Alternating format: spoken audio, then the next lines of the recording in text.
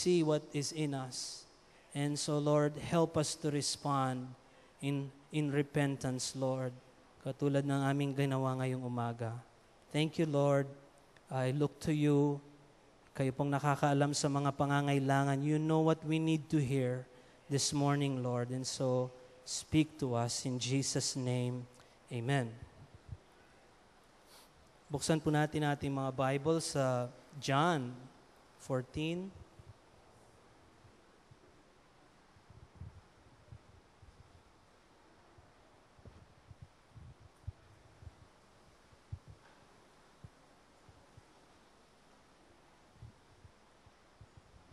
John 14, familiar na mga salita from the Lord Jesus Himself. Verse 1.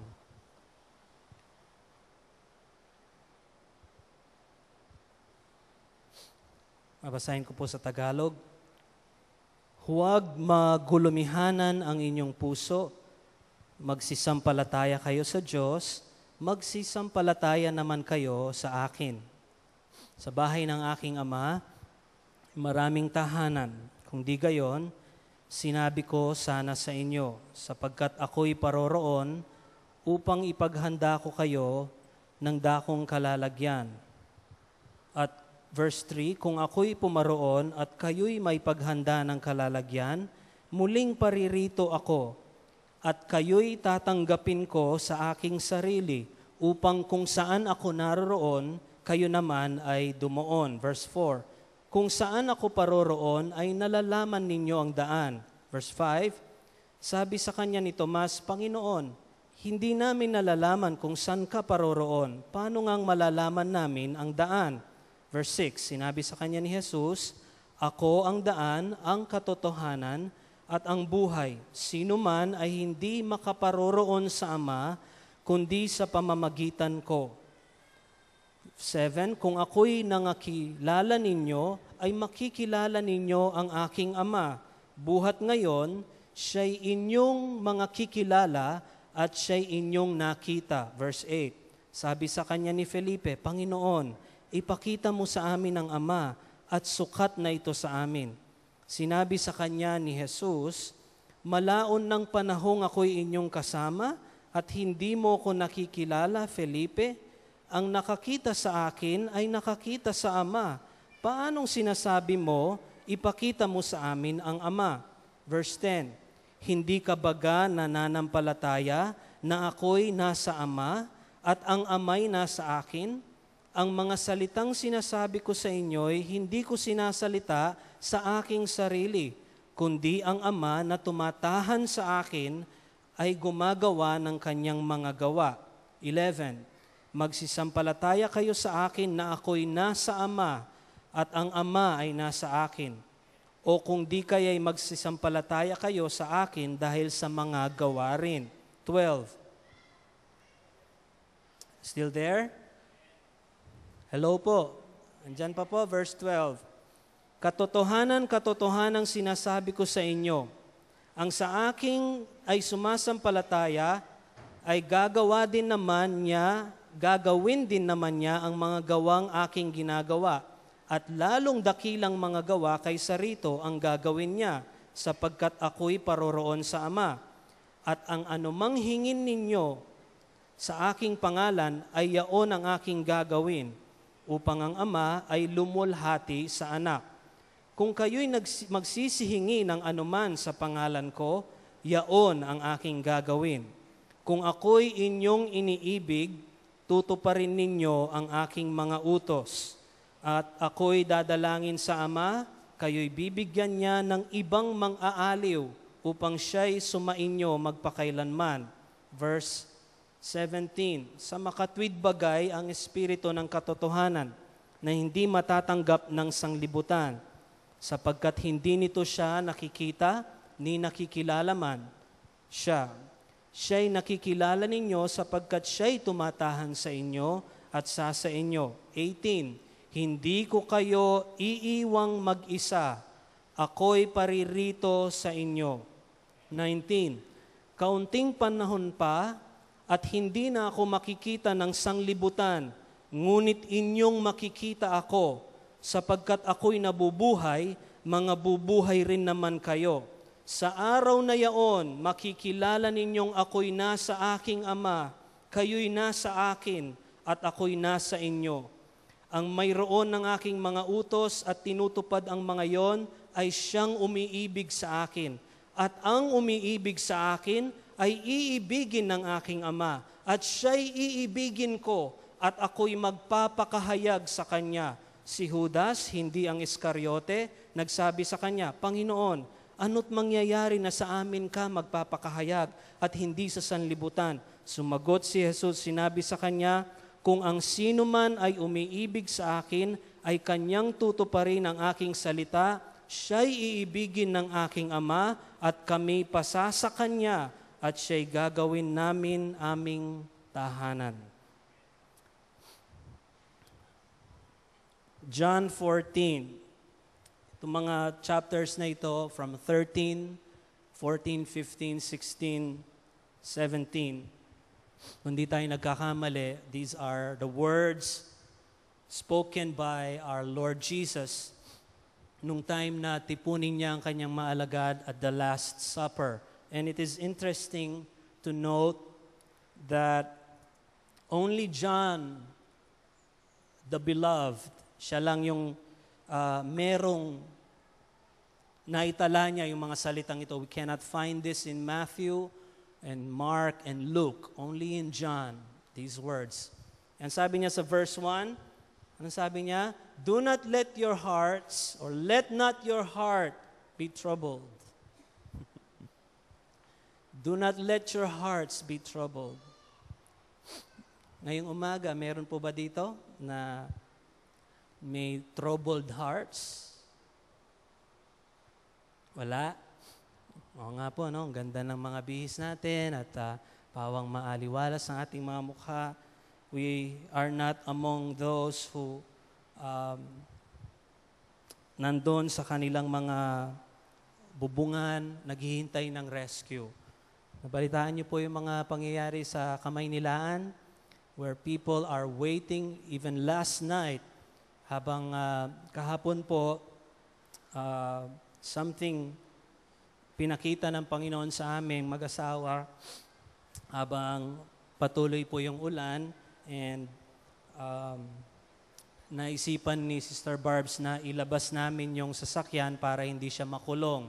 Kasi yung lugar namin sa Mount of Olives, sa Olivas, doon tumatakbo ang lahat ng tubig na galing sa inyo. Galing sa taas. So, doon papunta, parang catch basin na ang San Fernando. So, minsan kahit hindi umuulan doon, tumataas ang tubig dahil nga doon umaagos. And so, di ba nung mga umaga, wala pang masyadong ulan, and then finally around 1 or 2 or 3, nagpasimula. And sure enough, tumataas na yung tubig doon sa may harapan, and sabi ni Sister Barbs, ialisin na namin yung sasakyan. So, yun ang aming ginawa. And later on, nalaman namin na yung oras na yun pala, around 4 p.m., yung mata ng bagyo nasa atin sa Pampanga. Later on, nalaman namin sa balita na dumadaan yung bagyo at 4 o'clock. Kaya pala paglabas namin ni Sister Barbs, napakadilim, mistulang ilog na ang nasa harapan namin pag itang Palualking Olivas Subdivision, Congards. And I was wondering kung tama yung naging desisyon namin na lumabas. And sari-sari na yung pumapasok sa isip ko, paano pag lumaki itong baha, di maaanod kami ng tubig na nakasasakyan. And Jael, our son, is out. Umalis siya, pumunta sa bahay ng kaklase niya para gumawa ng project daw. And you could imagine how troubled my heart is. Hindi ako nagpapahalata kay Sister Barbs. I wanted to blame her. Ba't kasi pepalwal tayo pa yung sakin? Yung ganon. And before that, nagsigawan na kami dahil bumubuwas na yung ulan. Sabi niya, nasa baba siya, Dad, lagwa mo, tita, singdanom! O yan na! Ganon ba kayo sa tahanan kung minsan? Hindi kayo ganon sa tahanan. Napakabait nyo. At kung paano kayo sa church, ganon din kayo sa bahay. Kahit walang nakakakita. Kami ni Sister Barbs, kung minsan ganon kami. Ipagpaumanhin na ninyo. Ano po? So, yun. Nakalabas kami. But we were stranded na nadaanan namin yung mga medyo may kalakihang tubig and we were able to park sa malapit sa intersection. Kaya ngayon, dala namin siya, yung kotse. But in my heart, listen, the Lord showed me something dun sa sitwasyon na yon at pinag-usapan namin ito nung na-settle down na kami sa bahay and nagkasama-sama na kami muling pamilya. Nasundo namin si Jael, dala yung isang mas malaking sasakyan na dala ni Daddy.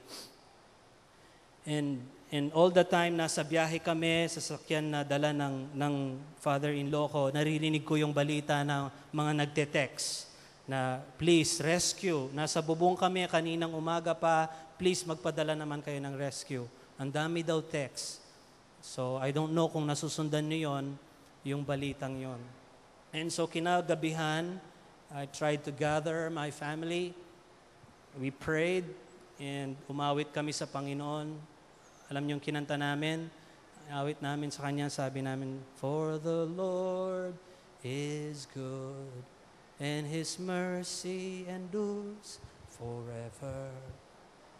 Habang inaawit ko yon, habang inaawit namin yon, ang isip ko, my mind is on the people, the families that are on the rooftop, nagdidilim na, parahil wala silang kuryente and all they can see is water, walang rescueng dumarating, while we were singing, The Lord is good.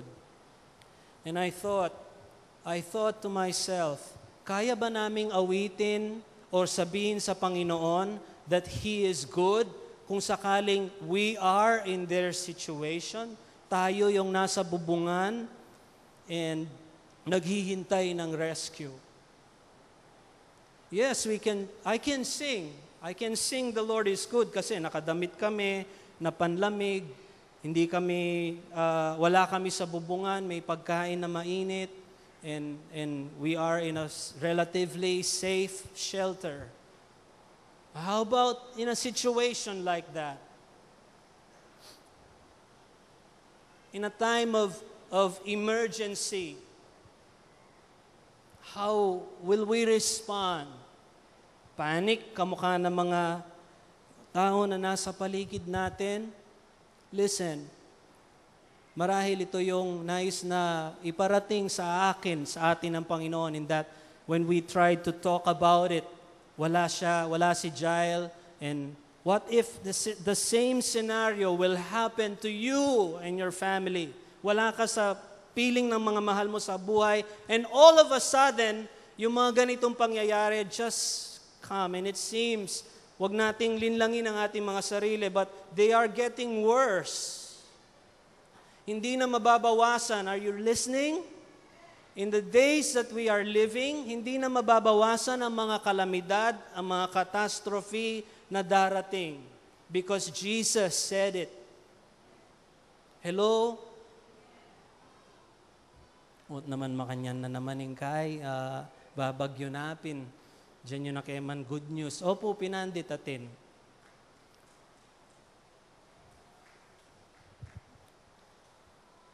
Things may not get better. As Jesus said, earthquake, famine,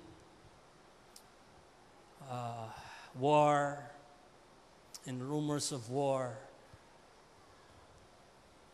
Sa mga panahon na ganon, what shall we do? Paano tayo tutugon?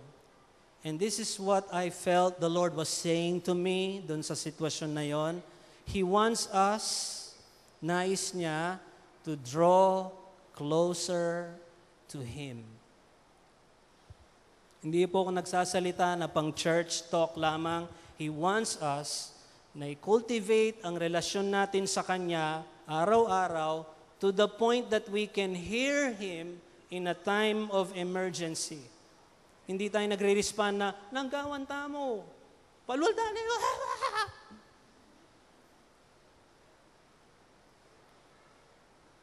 But instead, we are living so close to the Lord, napakalapit niya sa atin, and in a time of emergency, yung mga ganitong pagkakataon, we will say, dahil nasanayan na natin sa araw-araw yon, we will say, Lord, makanano ini, nanggawan mi. And what if malayo ka sa pamilya mo, your son is at school, yung asawa mo nasa office or nasa bahay, nasa trabaho ka, and something happens, walang text. Hindi mo sila maabot through phone.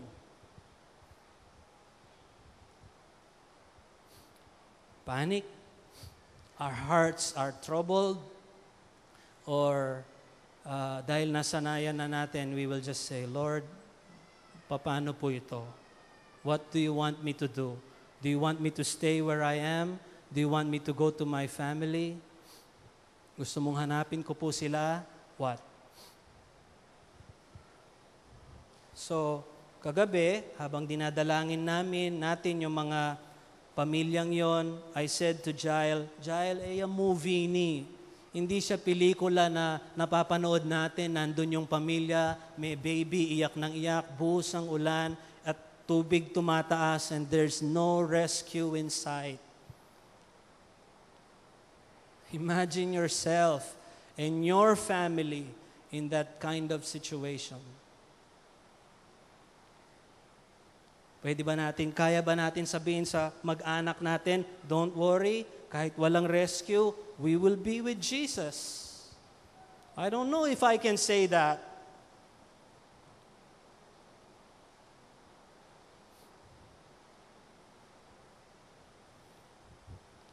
Let not your hearts be troubled, sabi ng Panginoon. You believe in God, sabi niya, believe also in me. Ngayong umaga, while we are worshiping, nararamdaman niyo po ba na parang napakalapit ng Panginoon? And it seems na you only have to reach out and the Lord is there. Napakakapal ng kanyang presensya sa ating kalagitnaan, if I may use that word. And the strength, yung kalakasan na umaagos as we sing about the King being a warrior, a shout. Maybe He's giving us strength para harapin ng mga panahon pang darating. Don't you think so? Di ba kayo natutuwa na bali po nang papunta na kami Kenny, ay kalupa ng Pastor Charlie, na we are expecting na wala nang masyado munang mag-a-attend kasi nga pangit yung panahon. So, meron pa palang mga atapang sundalo.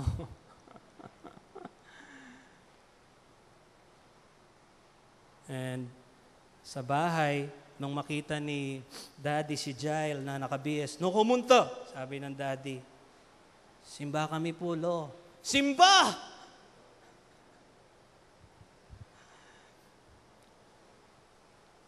Balo!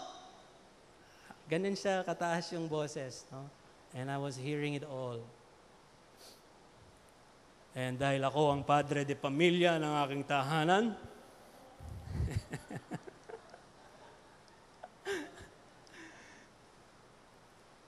Dad, mako na kami. Ako pong mag-preach. Wow, na yung buri ko sabyan na.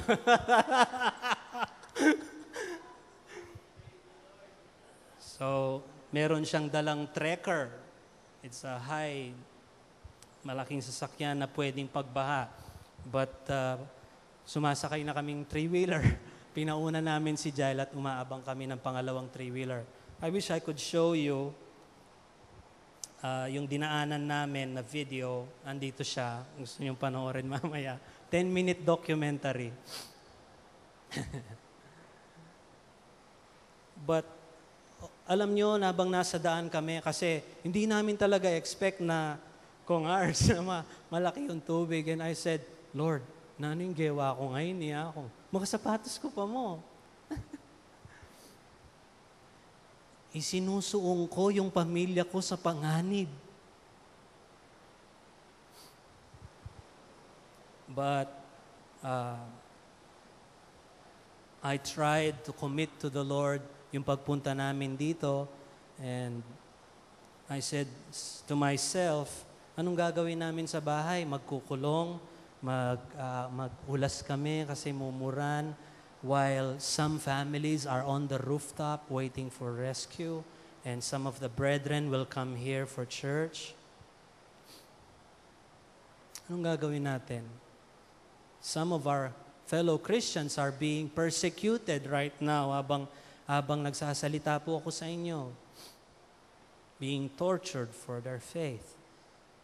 So, and kanina, nang pagkarating na namin dito and we started worshiping the Lord, I was glad and my family is glad na nandito tayo and worshiping the Lord together. Kayo po ba'y ganon din?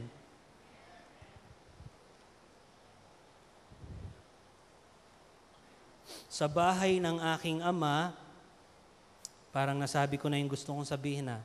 Pray na tayo. Let's see kung meron pa. Sa bahay ng aking ama, ay maraming ano daw po? Eto, in the King James, it says, many mansions. I think merong funeral na house of many mansions. Yan.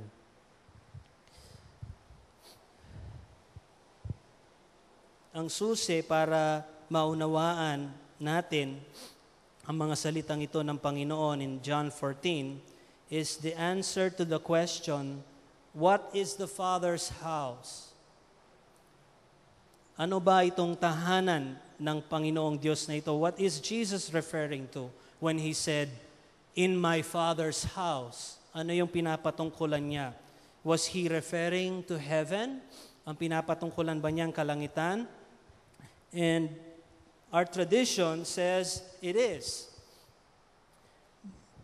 The traditional understanding ng mga katagang ito is that Jesus went to heaven, pumunta siya sa langit, at sa kasalukuyan siya ay nagtatayo ng mga mansyon para sa atin.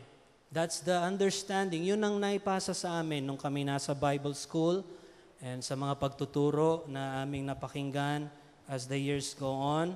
Upang sa ganon, pagka natapos na niya yung mga bahay nating yon, kukunin niya tayo at ititira niya tayo sa ating mga kani-kanyang mga tahanan. And of course, when we say mansion, anong nasa picture ng isip nyo?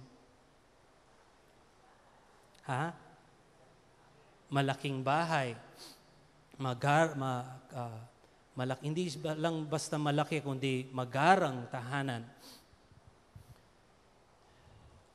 And it may be na dahil malapit na ang pagdating ng Panginoon and His kingdom is near, kung kaya binibigyan niya tayo ng kaunawaan sa mga salitang ito, regardless of the traditions that have been passed on to us through the years. So, let's see, in Isaiah 66, tingnan natin kung masasagot natin yung katanungan na ano ba ang tahanan ng Diyos? Is it heaven? Isaiah 66.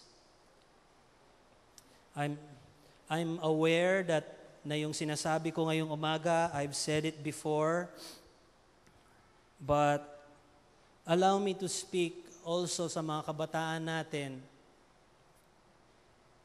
this morning. That God will give them an understanding of what they are facing at paano nila ito haharapin in order for them to survive.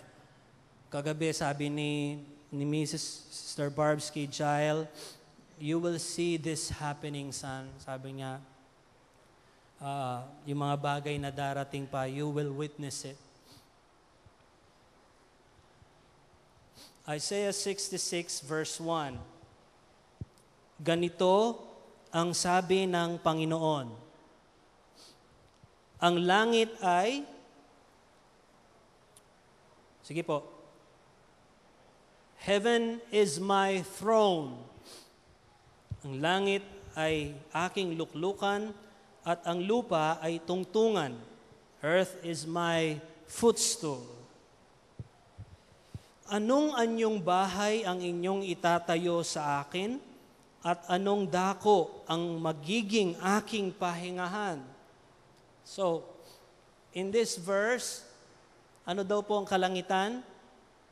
It is God's throne, and the earth is His footstool. Now, listen. I think yung mga kabataan, they can follow yung sasabihin natin.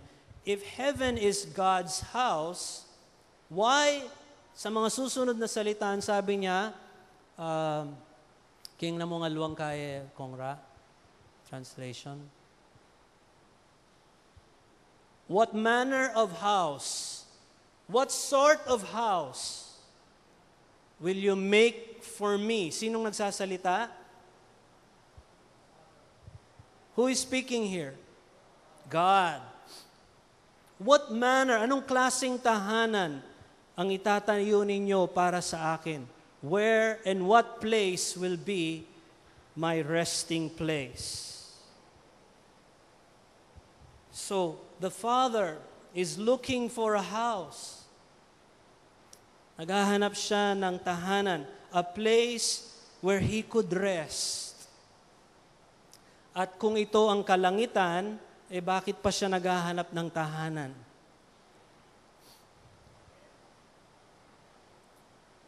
So, I'd like to submit ngayong umaga, sa kabila ng mga pangyayari sa ating paligid, that God has a need. Ang Panginoong Diyos ng kalangitan ay mayroong pangangailangan. God has a desire. Amen? Hello? God has a desire. God has a need.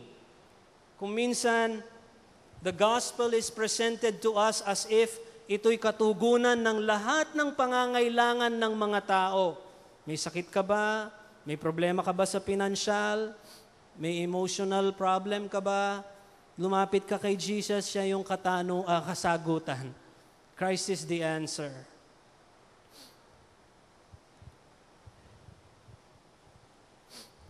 Pero narinig na ba natin ang mabuting balita ay katugunan din sa pangangailangan ng Panginoong Diyos? God desires a house. God needs a place of rest. So in John 14, ang pinag-uusapan dito ay hindi yung bahay natin. Kanino bahay? Po? The Father's house. Say it with me. Bakit kaya pinag-uusapan natin yung bahay natin? In John 14, our Lord is talking primarily, first and foremost, about the Father's house, not our house. Now, turn to Acts 7. Acts 7. Maaklat na mga gawa, chapter 7. Pakinggan niyo po ito. This was spoken by Stephen. Kilala niyo po si Esteban? And he was known in the Christian history as the first Christian martyr. Unang naging martir sa mga mananampalataya. Name is Stephen. And ito yung sinabi niya sa mga umuusig sa kanya. That is why these words are very important because of the occasion. yung stoning of the first Christian martyr in Acts chapter 7, verse 48. Bagamat ang kataas-taas ay hindi tumatahan sa mga bahay na gawa ng mga kamay, gaya ng sinasabi ng propeta, sino sa palagay yung propetang tinutukoy ni Stephen? Isaiah, yung binasa natin kanina.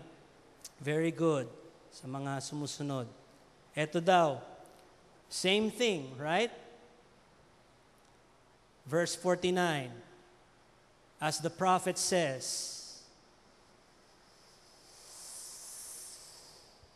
ang langit ay aking luklukan at ang lupa ang tungtungan ng aking mga paa. Anong anyong bahay ang itatayo nyo sa akin, sabi ng Panginoon, o anong dako ang aking pahingahan? Same words from Isaiah. Look, what sort of house will you build for me? Where is the place of my rest? So balik tayo dun sa tanong natin kanina. If heaven is not the Father's house, then what is the Father's house?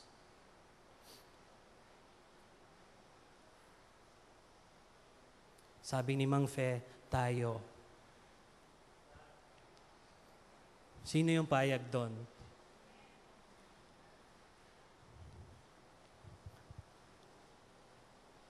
Let's turn to Colossians 2, verse 9.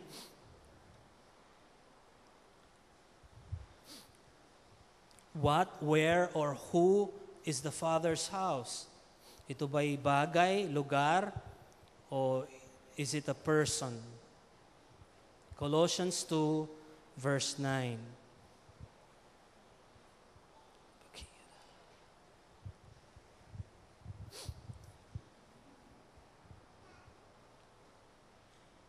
Wow. King James na mo, Kongra. For in Him, sino po yung Him? Pakilakas po. The Lord Jesus. Sa Kanya daw, dwelleth all the fullness of the Godhead bodily. Sa Tagalog, sa Kanya nananahan ang buong kapuspusan ng pagkadiyos sa kahayagan ayon sa laman. In Him dwelleth. Yung word na dwelleth, it means to house permanently. It means to reside. Diba? Kung saan ka nakatira, it is your residence. A dweller, an inhabiter. So, ngayon, ang tanong ulit, who is the Father's house? Sa verse na ito, parang alanganin pa tayo. The Lord, kanina sinisigaw natin habang inaawit natin yung, with a mighty shout.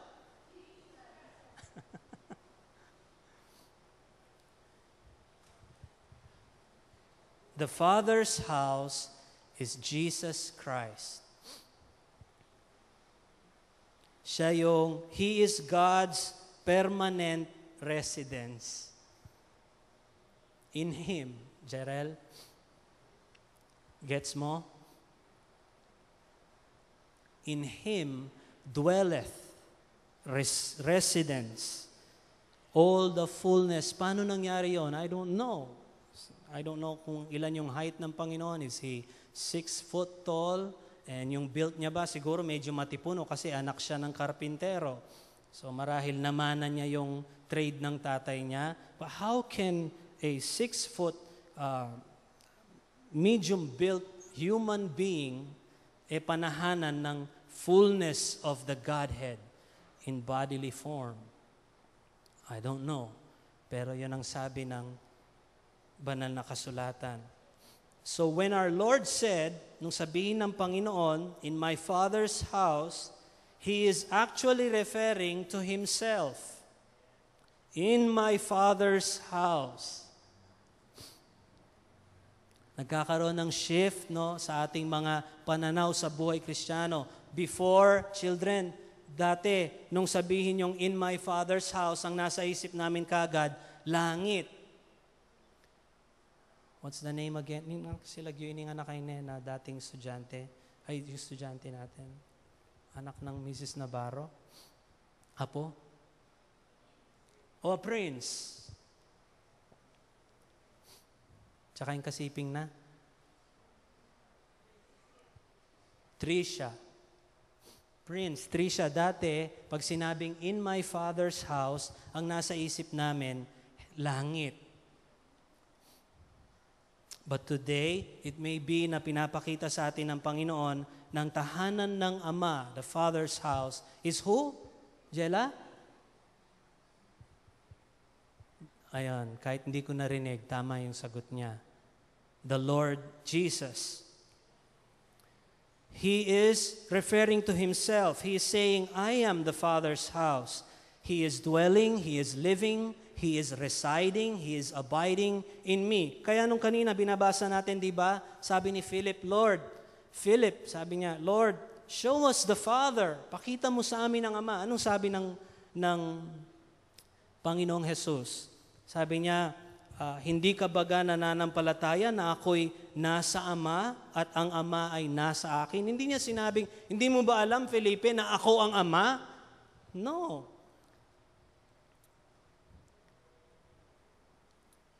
Ang sabi niya, He who has seen me has seen the Father because the Father is in me. I am His house. Di po ba? San banda yun? Nahalata nyo kanina habang nagbabasa tayo, John 14:10, the Father who dwells in me. So Jesus Christ is the Father's house. And this is the key, yung susi, para maunawaan natin ang mga susunod na mga salita.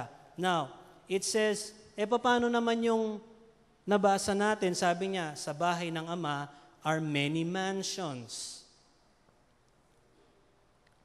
Paano yon? Burim sabihan na laki, ma'am. Kung nita sasabihan da kaya kaming libreng bale, nung alaking bale keni. Let's look at the word mansion. Na-imagine nyo po ba? Ewari di mang fe, empori, mang marsing. Ay, po, mami prin nema. Ewari tintamong kakanta kanita. Yang anak kaya pa ang mga lati kanta yang kakanta tayo ta. Bali pa ita. Mukha na niya sige.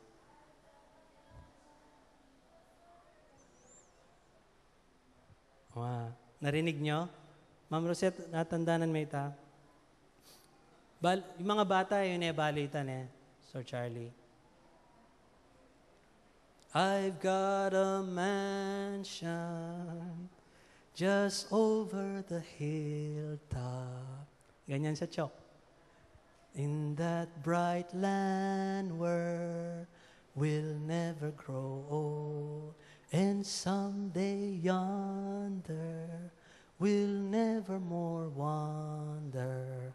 We'll walk on streets that are pure as gold. How sweet! And it has served the purpose to comfort the saints.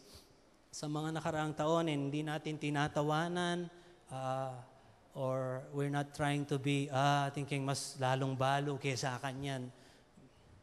God forbid na gano'n ang ating magiging attitude because I think understanding the Word is also a gift.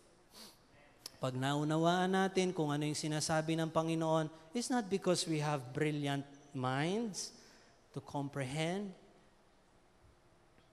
but because it is a gift. To have your eyes open to what the Lord is saying is a gift. And alam natin na yung responsibilidad na, paano yung ang verse ay ita? To whom much is given, much will be required. Okay, so the word mansion comes from the word hindi ko siya nagawa kasi nagkaroon ng diferensya, but the word is moni. Ang spelling niya ay M-O-N-E. And it's pronounced moni. Sabihin niyo nga po. And it means a staying, lugar na pwede kang magstay. Abiding, dwelling, abode, or to make an abode. That's moni. And so yung pinakita sa atin kanina ni Pastor Raul, sa ibang translation, hindi na ginamit yung mansion. Kasi nung sinulat yung word na yon, 1611, King James Version, yung word na mansion. That's why in the NIV, yung mga later translation, ano yung makikita nyo? John 14. What do you see in other translations? Rooms. In my Father's house are many rooms. Moni. Many moni. A place to stay. A place of abiding or dwelling or abode. Some translations use dwelling places. In my Father's house are many dwelling places. So, tingnan natin ha. In my Father's house, sino yon? The Lord Jesus. So, in me are many rooms or dwelling places.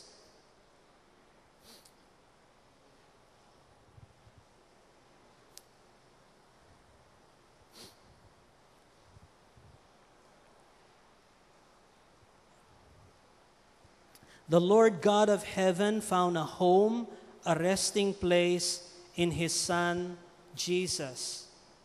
And in Ephesians 2, nabanggit ito ata kanina ni Pastor Charlie, Ephesians 2:20,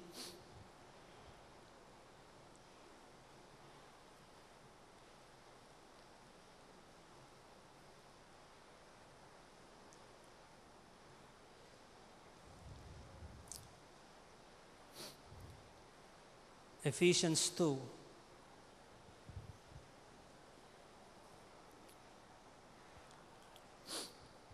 The Lord Jesus is saying, hindi ako ang mananatiling nag-iisang tahanan ng Diyos. And Pastor Charlie mentioned it this morning, that Jesus Christ is what? The living, the cornerstone. Nakakita na kayo ng building na cornerstone lang siya.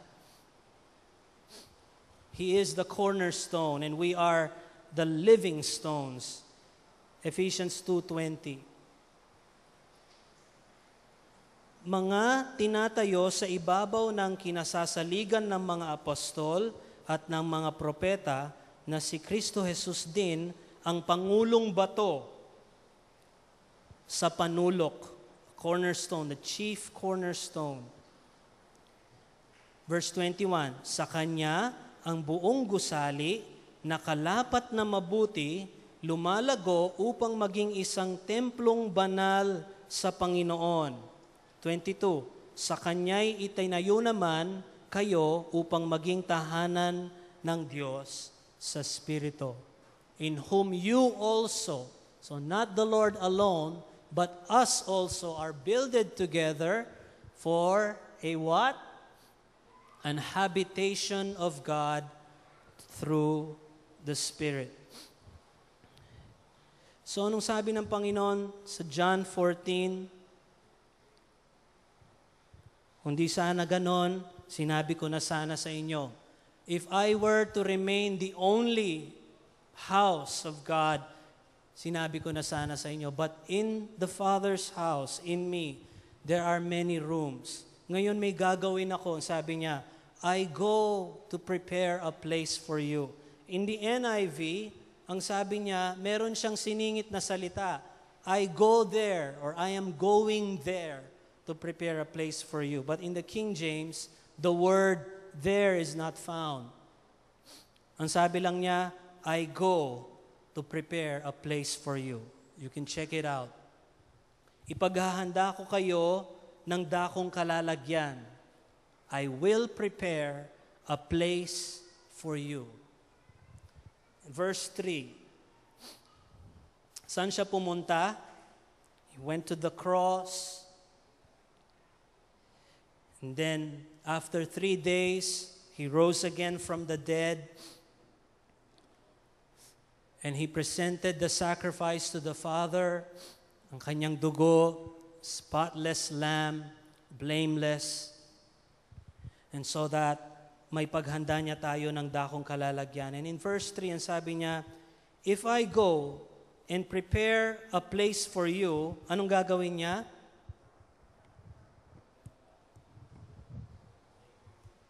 I will come back. Narinig ko. I will come again. Rapture?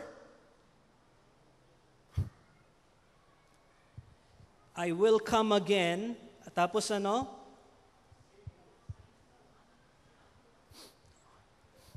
Only the King James has it correctly. Sabi niya, I go and prepare a place for you.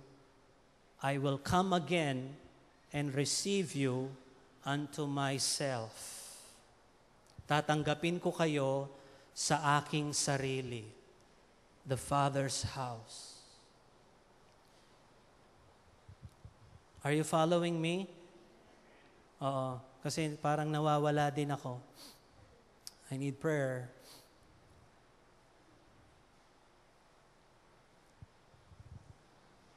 Jesus Christ is the Father's house. Pero hindi siya mananatiling siya lamang ang tahanan ng Ama. He is preparing you and me to be part of the great house of God. Ngayon, bakit kaya?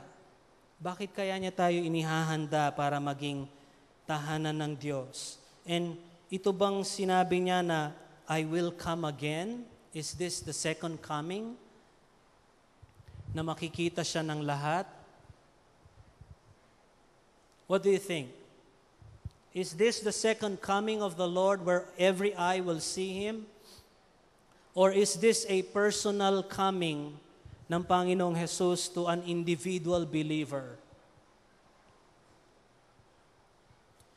Kanina binasa natin, ang sabi niya, I will not, follow me, I will not leave you comfortless. Hindi ko kayo iiwang mag-isa, nangungulila. Ang sabi niya, I will come to you. And it seems na, ewan ko po sa inyong karanasan sa buhay Kristiyano, but it seems that the Lord is drawing nearer to us ngayong mga panahon na ito because He knows that this is what we are going to need para tayo po ay makatayo sa panahon na tayo ay nabubuhay ngayon. In order for us to survive spiritually, we need the Lord's nearness. We need His closeness. Kaya ang sabi niya, I will come to you. Sa ibang translation, I think it's in Bible in English, basic English, ang sabi niya, I will not let you be without a friend. Hindi ko hahayaan na wala kang kaibigan. I am coming to you. So there may come a time na mag-isa ka na lang. I don't say na magiging lone ranger ka, but there are times that you are alone. It's between you and the Lord. You cannot bring your wife with you as much as you want to. Yung iyong asawa has her own relationship with the Lord. You cannot bring your son or your daughter with you.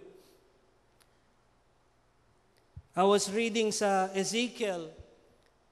God is prophesying through the prophet.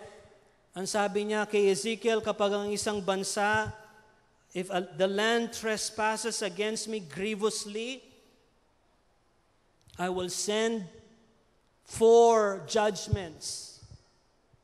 Ang sabi niya, At yung apat na yon, if I remember correctly, lack of bread, famine, sword, and kung di ako nagkakamali, sword means war, pestilence, mga salot. And he said, listen,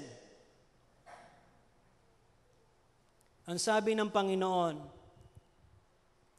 even though Noah, Daniel, and Job, 3 personages of the Old Testament, sininggle out ng Panginoon, kahit nandun sa bansang yon, si Noah, si Daniel, at si Job, they will only deliver themselves by their righteousness. They will not be able to bring a son or a daughter. Only themselves by their which says to me, ang sinasabi nito sa akin, I don't know if ganon din ang inyong pangunawa, the day will come when we have to develop our own relationship with the Lord. And our hope of survival is our closeness with the Lord.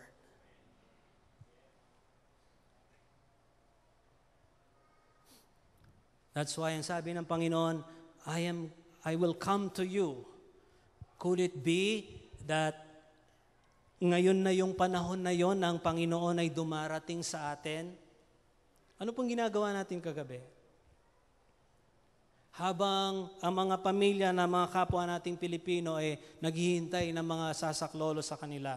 Okay, we are watching the news and saying,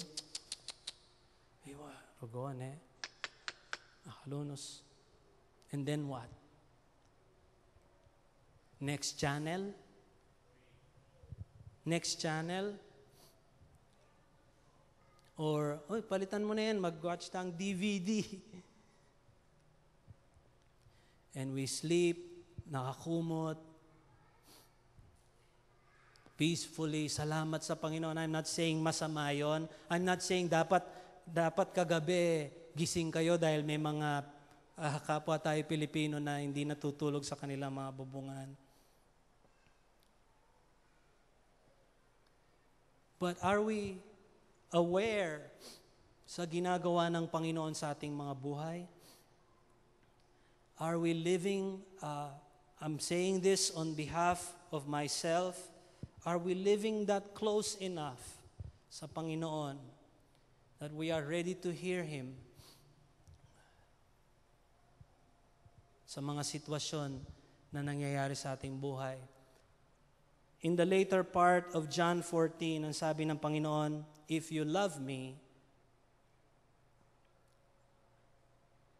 ano po?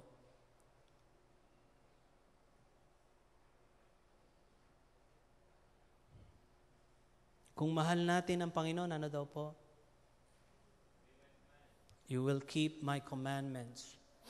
And in verse 21, ang sabi niya, he who loves me will keep my commandments. I will love him. Very personal. My Father will love him, and I will show myself to him. And then, may nagtanong, verse 22. Sino?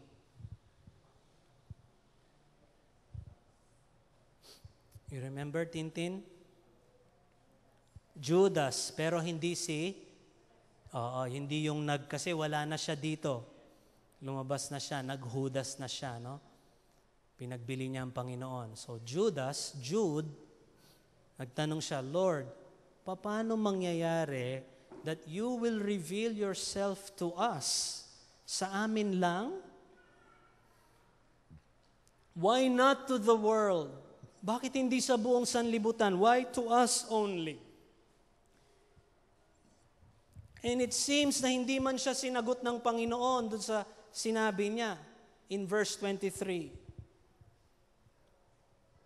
Do you see the relationship between these questions? Sabi na, how is it that you will let yourself be seen clearly by us and not by the world? Hindi kaya ito yung fulfillment ng I will come to you? Where the world cannot see Him and yet we see Him clearly? Bakit, Lord, we are so... Nothing wrong with that. Evangelistic zeal to let the world know the Lord Jesus. That will come. As of the moment He is coming to us to prepare us para tayo'y ihanda. Because I will not make it. You will not make it if all we have is a Sunday morning church attendance. And then by Monday hanggang Sabado, the Lord is set aside. Hindi siya bahagi ng mga detalye ng ating buhay with the decisions we are making. So, Judas said, sabi niya, Lord, bakit kaya kami mo? Why not to the whole world? And the Lord's answer in verse 23, parang inulit niya lang, as if evading the question. Same words in verse 21. 23, please.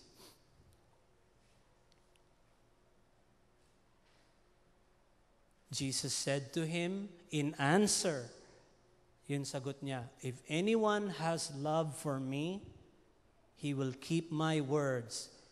Ganda nito. He will be dear to my Father. We will come to Him. So hindi na ngayon siya lang, not only Jesus, but sino yung kasama niya? The Father, we. It should be capital, no? We will come to Him. Sino yung Him? Lahat ng nag-a-attend? Lahat ng nagsasabing Christian ko, mag-attend ko king MCS? Lahat ba, Jerel? Sino yung Him? The one who loves the Lord Jesus and keeps His commandments. We will come to Him and make our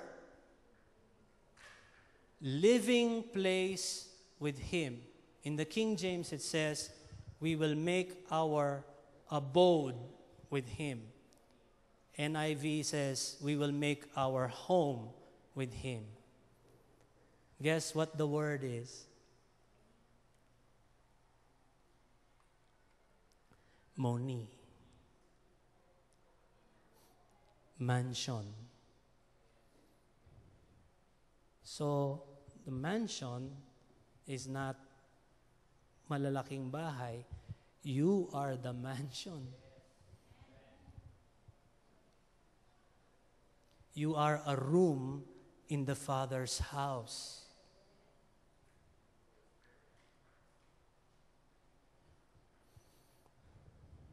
Now, kung nung ating metong young people kene, sabyan na king isip na, wow, think of it. Ako, bahay ng ama at ng anak. Jerel, sabyan na. What do you think, Jerel? Is this more important than all the computer games in the world?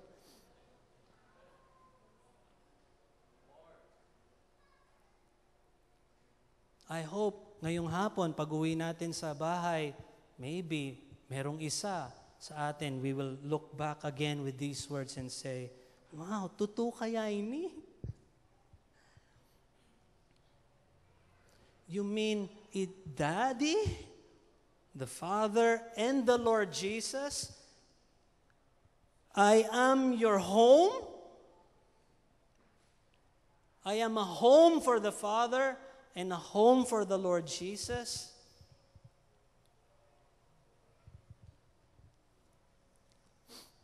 Let's all stand.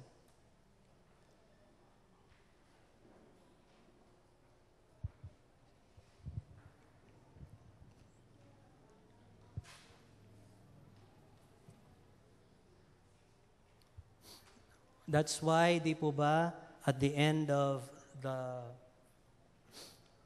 New Testament, the last book, which is the book of Revelation, tingnan niyo po doon, ang sabi, "Behold, the tabernacle of God is with men." In other words, behold, the house of God is with men. And that house is the Lord Jesus and those who have become part of Him. Ngayon po, as we prepare, balong-balo akong arts tang I was born to... Yan, prepare yo. Alam mo na.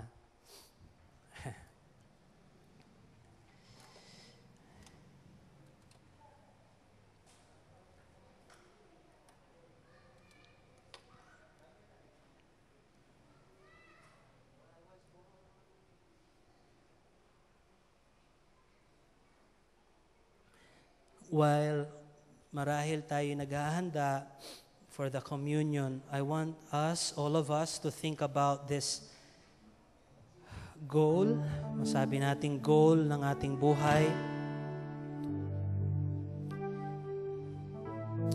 Okay, huwag masyado malakas muna. Sige, silently.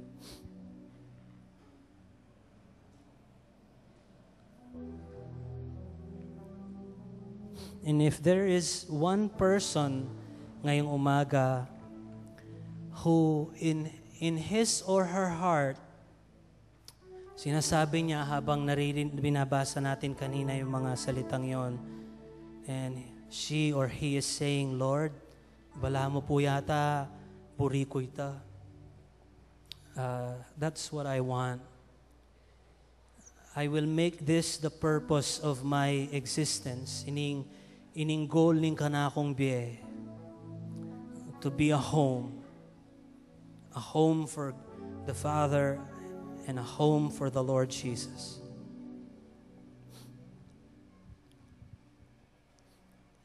And while we're singing, you can come in front or stay where you are.